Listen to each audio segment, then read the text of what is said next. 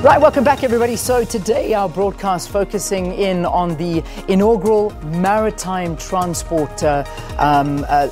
sector dialogue that's taking place in Durban, I beg your pardon. So Sakina is there, she's covering it for us, and I know that she's going to be chatting to Minister Nzimande in a short while, but let's cross back to her now and see who her next guest is. Sakina, good morning to you. I believe that it has been so hot in Durban of late. I'm not sure what it looks like this morning. It's a little bit cloudy from what I'm seeing, but I can imagine the humidity has got you going there. Yeah, that's okay. That's better. And welcome back to Durban. And we are, of course, here for the inaugural dialogue taking place with regard to transformation in the sector, public sector, transport sector overall, but particularly focusing on the maritime sector, which, according to Minister Dr. Nzimande, has been the least transformed of all these sectors. And I'm joined by the Minister now. Thank you so much for coming through this morning, Minister. Thank you for inviting me, Sakina, and good morning to your viewers and listeners.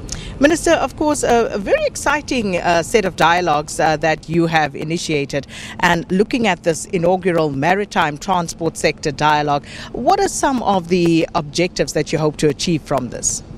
Thank you very much. I am truly excited about this. Well, the transport dialogue series as a whole, and we are starting with the maritime sector because, as you have indicated, the maritime sector is really the least transformed of the transport sectors, or even of the maritime sectors in our country, Yet it is such an important sector, especially within the context of government strategy of an oceans economy, which actually is expected by 2033 to have grown its gross domestic product to just under 200 billion rands.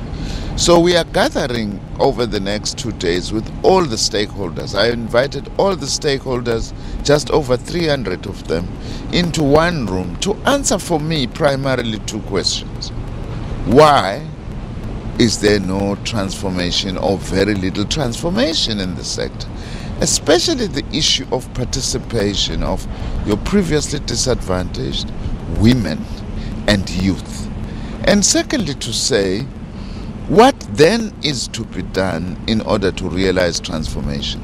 And my approach is simple, which has been approach of government. You cannot grow and develop the sector, which is very important, without transformation. So transformation is not an add-on or a nice to have. We are not going to be able to grow and develop the maritime transport sector unless there is transformation and inclusive growth of the sector. And in addition to that, of course, we will also be hopefully looking into matters of employment equity in the structures of companies, that operate in the sector, as well as decent working conditions for ordinary workers, in this particular sector. And indeed, we are holding this at the right time. Of course, a few years after the launch of the oceans economy, and all indications points to the fact that this is going to be a growing sector, especially given the fact that it's also fast globalizing and it's a very important component in trade and other relations for South Africa. Minister, you talk about slow transformation of this particular sector, and you say we are a few years into the launch of this oceans economy. It's 25 years into South Africa's democracy. From a government perspective, why hasn't there been greater emphasis in terms of not just promoting, but also looking at those transformation issues within this particular sector? Look, Sakina, you're asking an important question. I don't think, though, that government has neglected the sector.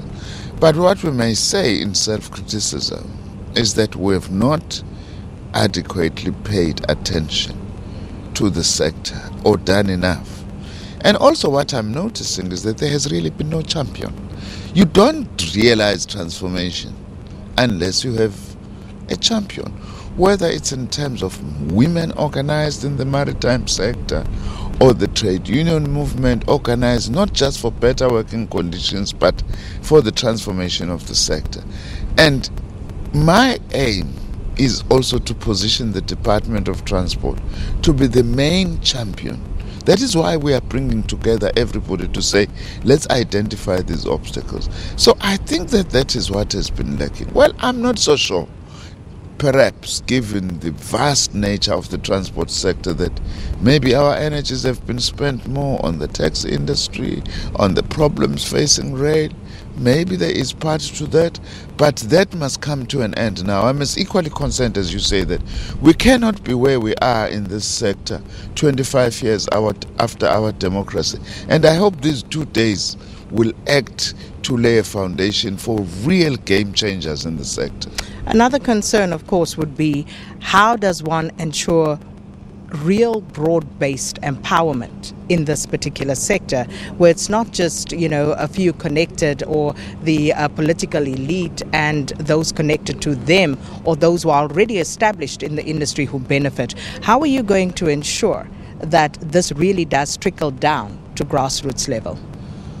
Another important matter that we are raising, one of the goals of this dialogue is that, for instance, we will be discussing a policy that was adopted by government in 2017, Comprehensive Maritime Transport Policy, which amongst other things clearly lays out, that in transforming the sector, what do we mean? We mean much broader than just connected individuals, that are benefiting.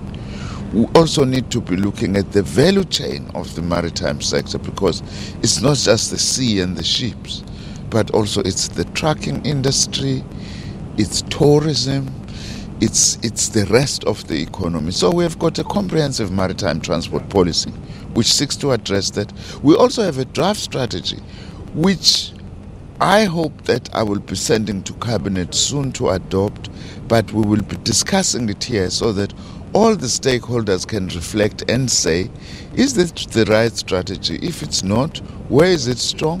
Where is it weak? What is it that needs to be done so that there is truly inclusive growth and inclusive participation? Well, Minister, thank you so much. And of course, the inaugural dialogue series starts today, at least for the maritime sector. And we'll be speaking to some of those stakeholders. We'll speak to business, we'll speak to labor.